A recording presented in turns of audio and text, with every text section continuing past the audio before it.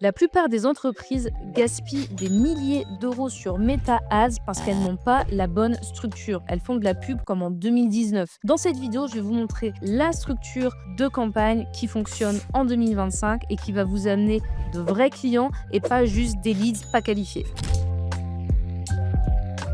Voilà la structure que nous utilisons au sein de l'agence Manyleads. Pour ceux qui arrivent sur la chaîne, Manyleads est une agence qui aide les entreprises à générer des prospects qualifiés et des clients grâce à Meta Ads et qui permet donc de nourrir leur équipe commerciale. Maintenant que vous savez qui je suis et qui est Manyleads, passons au sujet de cette vidéo, la structure de campagne à avoir sur son compte en 2025. Cette structure repose sur 2 campagnes seulement. Une campagne de testing pour tester vos créatives et une campagne de scaling pour démultiplier les résultats des meilleures créatives. Les deux sont des campagnes Advantage Plus en objectif leads. La seule différence entre les deux, c'est ce qu'il va y avoir à l'intérieur. Pour la campagne de testing, on va utiliser une audience dite broad, c'est-à-dire une audience large. Donc sans ciblage comportemental ou démographique. On va laisser l'algorithme travailler. Et on va se concentrer uniquement sur la zone à cibler, par exemple la France ou alors en région les Hauts-de-France. Ça, c'est en fonction de où vous faites de la publicité. Ensuite, vous allez intégrer un nombre cohérent de créatives par rapport à votre budget. Un bon repère, commencez avec 3 fois votre CPL, coût par lead, cible, en budget total sur la campagne, ce qui vous permettra d'avoir une lecture claire des performances sur 7 jours. Et si vous voulez des résultats plus rapidement, vous ajustez votre budget en fonction. Mais gardez ce ratio en tête. Cette base vous permet de donner de la data à l'algorithme de manière structurée tout en gardant une vraie lisibilité sur ce qui fonctionne ou non. Dès qu'une créa fonctionne dans votre campagne de testing, c'est-à-dire qu'elle génère des résultats au CPL cible et au coût par rendez-vous cible, vous la déplacez dans la campagne de scaling. Et j'insiste sur un point. Ici, on n'optimise pas pour des leads, on optimise pour trouver des clients. Donc, on veut des leads qualifiés. Un lead, ce n'est pas un client. Un formulaire rempli n'a aucune valeur si vous ne générez pas de chiffre d'affaires derrière. Chez Manyleads, on considère qu'une créa qui génère entre 10 à 15 conversions au CPL cible et dont les leads issus de cette créa ont généré entre 20 et 30% de prise de rendez-vous, alors elle mérite sa place dans la campagne de scaling.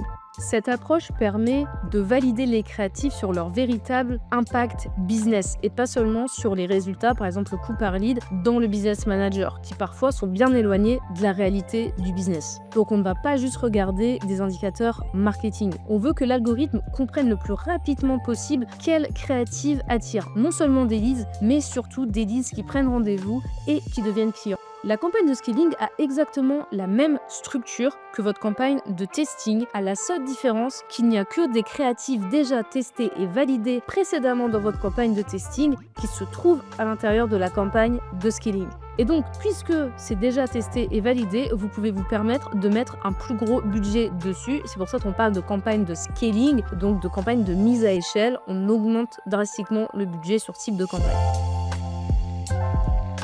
Pourquoi séparer testing et scaling? Pourquoi on a abandonné les vieilles méthodes, les structures qui copient les funnels, c'est-à-dire avec une phase d'awareness, donc de connaissance, une phase d'engagement, puis une phase de conversion? Parce que, elles ne sont plus efficaces. Avant, on utilisait ce modèle, donc tofu, mofu, bofu. Tofu pour la campagne top of funnel où on se faisait connaître, mofu middle of funnel, donc milieu de funnel où on essayait d'engager, puis bofu bottom of funnel, donc ça c'était la fin du funnel et l'objectif c'était de convertir. Mais ce n'est pas forcément ce qui est efficace en 2025. Ce modèle ne tient plus, notamment parce que le retargeting n'est plus aussi efficace qu'il l'était. Il fonctionne encore mais beaucoup moins bien. L'algorithme de Meta s'est amélioré et surtout le ciblage par la créa est devenu le levier principal. Autrement dit, la façon dont vous structurez vos campagnes a moins d'importance que la qualité des créatifs que vous allez mettre à l'intérieur. Et une structure complexe, comme celle que je viens d'expliquer, tofu, mofu, bofu, va vous faire diluer votre budget entre plusieurs campagnes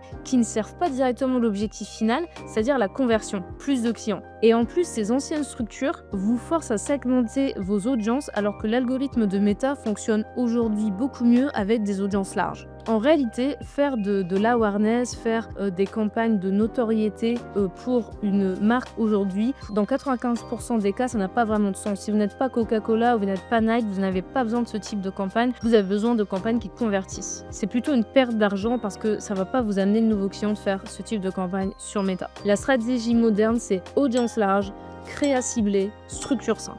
Et c'est comme ça qu'on peut obtenir des résultats prédictibles et scalables. Revenons sur le retargeting. C'est quoi? C'est cibler des personnes qui vous connaissent déjà. Par exemple, des leads qui n'ont pas encore pris rendez-vous en ligne, des visiteurs de votre site, etc. Et c'est utile. Parfois, ça peut même accélérer les conversions quand on a des campagnes spécifiques pour ce type de leads. Mais attention, le retargeting ne vous permet pas d'élargir votre marché. Il ne va pas chercher de nouveaux clients. Il cible des personnes qui vous connaissent déjà. Donc, c'est dommage parce que l'atout numéro 1 d'une plateforme comme Meta, c'est de vous permettre d'élargir votre base client. Et même ceux qui ne vous cherchent pas. Contrairement à Google, vous allez cibler uniquement les personnes qui sont déjà en recherche active. Là, ils ne vous cherchent pas et vous pouvez vous faire connaître. Donc, si vous mettez trop de budget dans le retargeting, vous freinez la croissance de votre base client. En 2025, on garde une petite partie pour le retargeting, mais la majorité du budget est dépensée dans l'acquisition de tout nouveau client. Et la bonne nouvelle, c'est que l'algorithme Meta sait très bien le faire. Donc, il est capable d'identifier, d'apprendre, d'optimiser si vous lui laissez l'espace pour le faire. Voici une autre question que j'entends souvent. Et si j'ai plusieurs services? La réponse est simple. Avant même de penser structure, je regarde le business model. Un exemple concret, un prospect nous a contacté pour faire de la publicité sur un service de speed dating à 19 € la place. Donc là, on est sur un panier moyen quand même qui est bas. Même avec la meilleure créa, le meilleur media buying, la meilleure stratégie, l'équation de base ne tient pas. C'est pas viable économiquement. À l'inverse, les entreprises dans les panneaux solaires qui ont un panier élevé, une marge intéressante, un ROI positif, alors Facebook peut être intéressante pour eux. C'est d'ailleurs pour ça qu'on voit beaucoup de pubs sur ce secteur, parce que Facebook Ads devient un canal ultra pertinent. C'est la même chose qu'on observe dans les services financiers, les services de préparation à la retraite, les cliniques esthétiques. Ce sont des business qui sont entre guillemets faits pour Meta Ads. Donc commencez par prioriser les services au sein de votre entreprise avec le plus gros panier moyen, la meilleure marge et une équipe commerciale déjà formée. Ensuite seulement vous pourrez dupliquer cette structure testing, scaling sur les autres offres viables de votre entreprise. Chez Manyliz, on utilise un outil, la fondation financière, pour valider si c'est intéressant ou non pour une entreprise de faire de la publicité sur Meta. Donc avant même de lancer une campagne, on peut faire des hypothèses pour savoir si finalement ça vaut vraiment la peine. Cet outil nous permet de prendre des décisions basées sur des chiffres, pas sur des intuitions. Si le panier est trop faible ou la marge trop fine, on n'a pas à aller sur ce type de service. Cela évite des pertes de budget et de temps pour tout le monde. Autre cas fréquent quand on doit structurer, organiser son compte pub, c'est oui, mais si je fais de la publicité dans plusieurs pays. Ce que font beaucoup et qui complique tout, c'est qu'ils vont complètement faire aucun lien entre leur campagne, on va dire, principale, le pays par lequel ils ont commencé, et les autres pays. Ils vont faire des stratégies totalement différentes par pays. Mais ça complexifie véritablement le compte publicitaire. Donc voici ce qu'on fait avec un de nos clients sur ce côté international. On commence par structurer le testing au niveau du pays principal. Donc par exemple ici, la France, donc le marché principal, on va utiliser la structure que je vous ai donnée, une campagne de testing, une campagne de testing.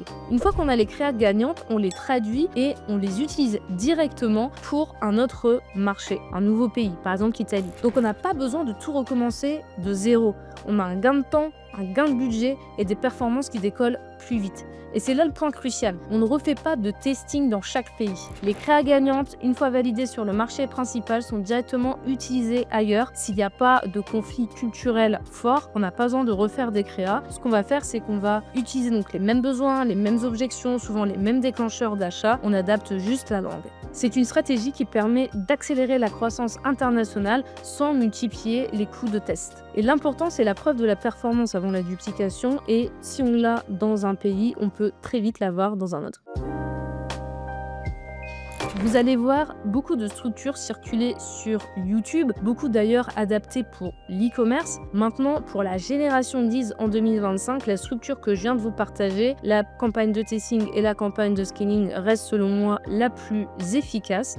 avec un objectif tease, et c'est celle qui fonctionne. Elle fonctionne que vous dépensiez des dizaines de milliers d'euros en pub ou que vous dépensiez par exemple un petit budget de 3 000 euros. C'est une structure qui va vous permettre, si vous débutez, bien de tester, d'entraîner l'algorithme et de pouvoir dégager vos éléments gagnants et les valoriser. Et donc vous testez rapidement et vous scalez ce qui fonctionne. Si cette vidéo vous a été utile, n'hésitez pas à mettre un petit pouce, vous abonner à la chaîne et activer la cloche pour recevoir les prochaines notifications. Et si vous n'avez pas encore les résultats que vous espériez, c'est justement le moment de tester cette structure. Elle a fait ses preuves sur des dizaines de comptes et c'est probablement l'outil le plus simple et efficace pour remettre votre acquisition sur les rails. Merci, c'était Ludi pour la qualité.